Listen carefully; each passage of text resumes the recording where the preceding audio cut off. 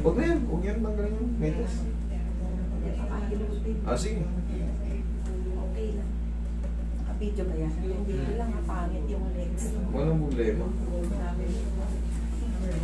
Ano? Ito po kasi yung case na to, nag-start siya ng September pa, halos magsi 6 months, no? Sa kakahanap ng right therapist, ganyan, hindi ko pinapagalaw. No? Kasi 59 years old na ako, maybe yung pinagdaanan ko, laging buhat, ganyan, no? Tapos yung mga vitals ko, okay naman po. So walang yung mga sinasabi nilang, anong tawag doon, arthritis. I-try ko sana siyang painumin ng ano, di ba, mga...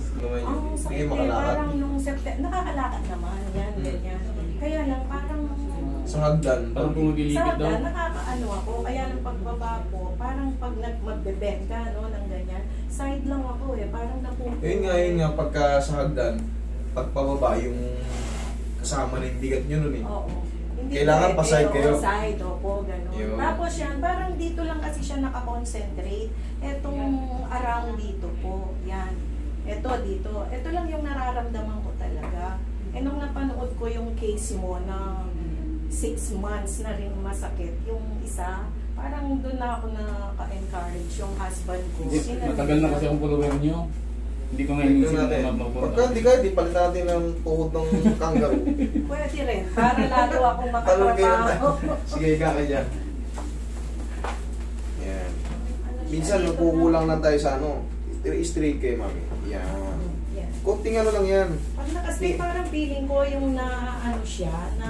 Nababanat yung mga litid-litid. Opo. Feeling nyo ganun. Parang tight siya. Parang ano yung pinupulikan. Parang pinipilipit daw.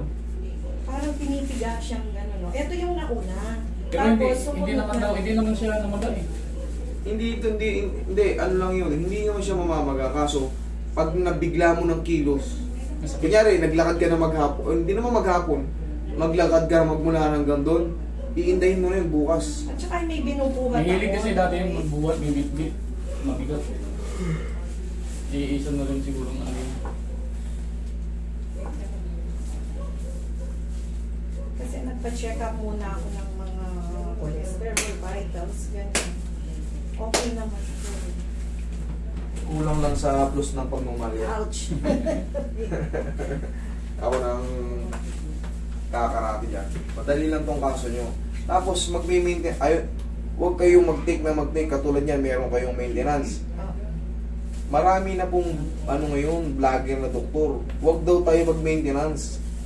Hanggat maaari, mag-natural tayo. Mag-natural na treatment. Pansamantala lang iinumin natin, pero yung maintenance, may mga adheran yan. Hindi po ako nagkagano. Ayoko nag-take ng medicine. Correct.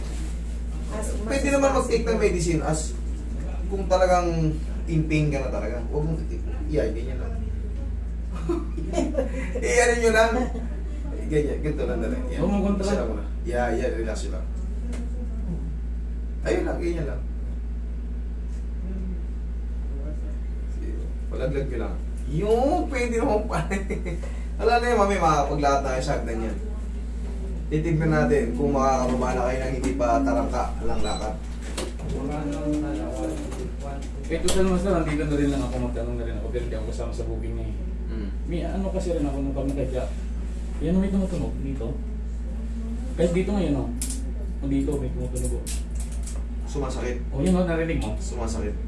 Pag nangangalay, pag magkakil ako nakatayo, ano ba nagugas ako sa lababo ng plato? Ng mga ilang minutes, mas mga nangangalay ito. Yung ibang, yun nga, pagka nagkikreate ng pain, hindi dapat i-adjust yan. Pero yung mga durug-durug sa tuhod, hawakan yung tuhod ko. Dito hawakan. Meron nga rin o.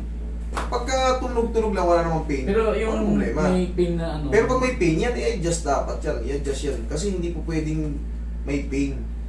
Kailangan tumulog man siya, pero walang pain. Pag nakahiga ako, ba't dito sa kaliwa wala? Pero pag dito sa kanan, Sir, meron tayong tinatawag na dito sa degenerative change. Yung degenerative change, bunga rin ng ano natin. pag edad.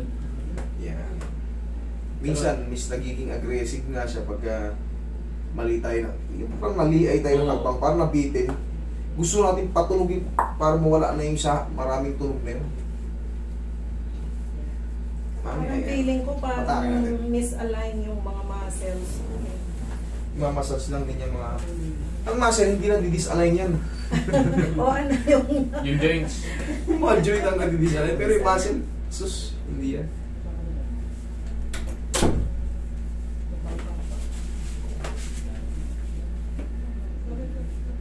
Pag mag-walking kayo, kunyari magmamall kayo, Oh. bumili kayo ng pao, Yan nga ang ginagamit namin sa bahay. yan. Walang aw sa pao. Tandaan niyo yan. Yan ang ano yun. Kunyari, may lakad kayo, pupunta kayo sa mga ano, kapag-anak niyo o sa mga business establishment, aplusin nyo ng pao ng tuhod nyo. Tignan nyo magiging epekto. Lalo ngayon, na-adjust ko na. Maglakad ka dyan sa hagdan mamaya. I-testingin natin. Pag naglalakad daw siya sa hagdan, patagilid. Kasi hindi ko kayang, lalo na yung pababa ko, ang sakit-sakit eh. Parang ganun feeling ko, papel na mapupunit.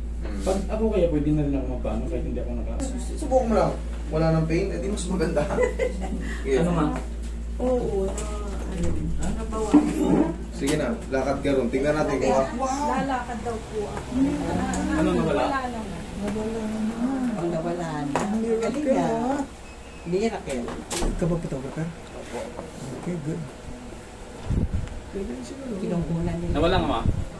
Ha? Okay na? Konti na lang. Oh, ano? Opo. Opo, okay. Yung parang inaano ko, ay ang sakit niya. Lumihis kasi yan, lumihis yung tuhod nyo.